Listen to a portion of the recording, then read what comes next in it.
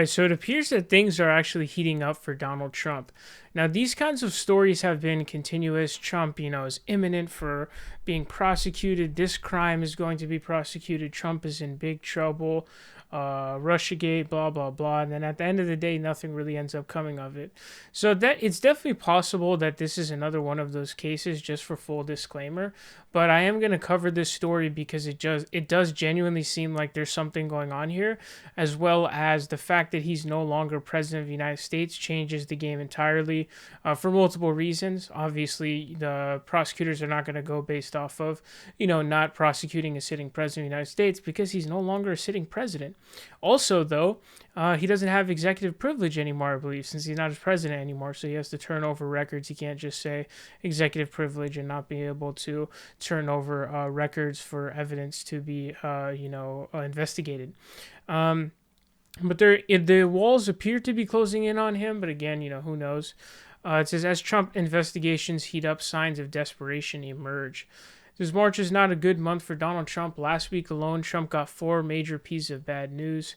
On March 27th, the New York Times reported that investigators were focused on the role of his December 19, 2020 "It will be wild" tweet, inviting supporters to the Capitol on January 6th.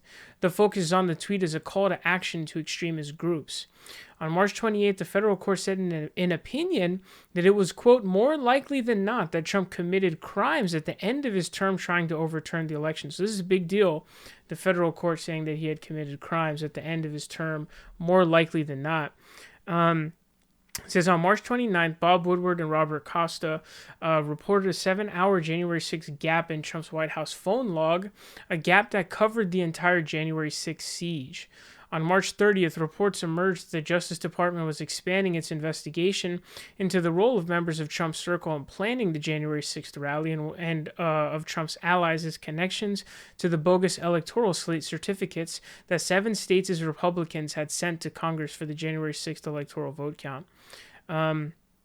They explained that one of the signs of desperation for him is him trying to get Vladimir Putin to release dirt on Hunter Biden, which is obviously a pretty big deal that you would, a former president of the United States telling the, leader of what's essentially an adversary now of the United States, the leader of them, to release dirt on the president of the United States' son, regardless of politics, right? Typically for presidents, that's not a common thing. Presidents typically don't criticize each other. And so there's an extreme aberration in that. And so it does seem to be a pretty big sign of desperation, certainly, because this is not common, especially in light of what's going on with Ukraine, right? And then also he's getting into some beef with Representative Mo Brooks, he's in Alabama. He's trying to become a senator, and he's revoked his endorsement of him, saying that he's gone woke. So, there are a bunch of things. It says Trump's preposterous reason for withdrawing his endorsement wasn't the only thing that suggested a desperate mind. More common valuation might have considered Brooks' capacity to retaliate.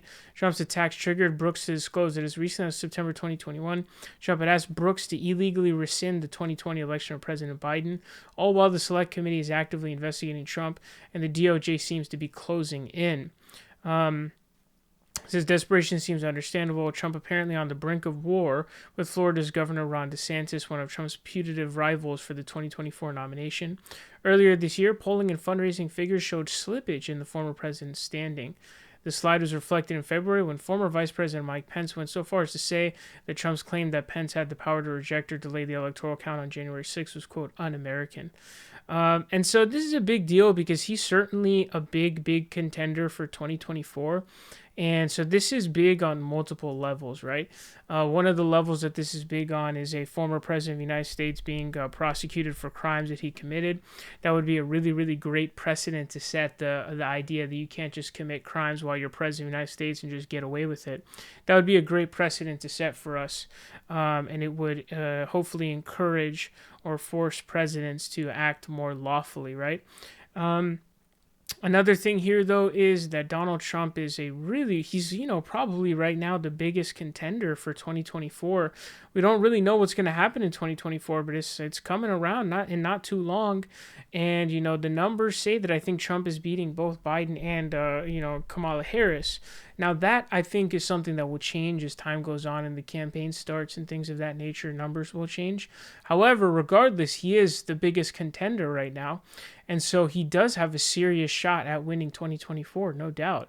And so that's a big threat. Now, if these criminal investigations start taking place and it puts him in trouble where he can't run, or, there are barriers to entry to running, maybe he doesn't have any money or blah, blah, blah, those things could prevent him from running, right? And I don't know when his new social media truth platform launched, but whatever it was that had launched, that has completely flopped. I'm wondering if that was also a diversionary tactic to try to kind of put away, shoo away attention from all of the stuff that's going on, because it seems like all of the stuff that he did in the wake of losing the election is now starting to get closed in on. So whether it's him trying to pressure various government, representatives into trying to rescind the election results, like telling senators to vote against certifying the election results, telling Pence, to just reject it altogether, those kinds of things.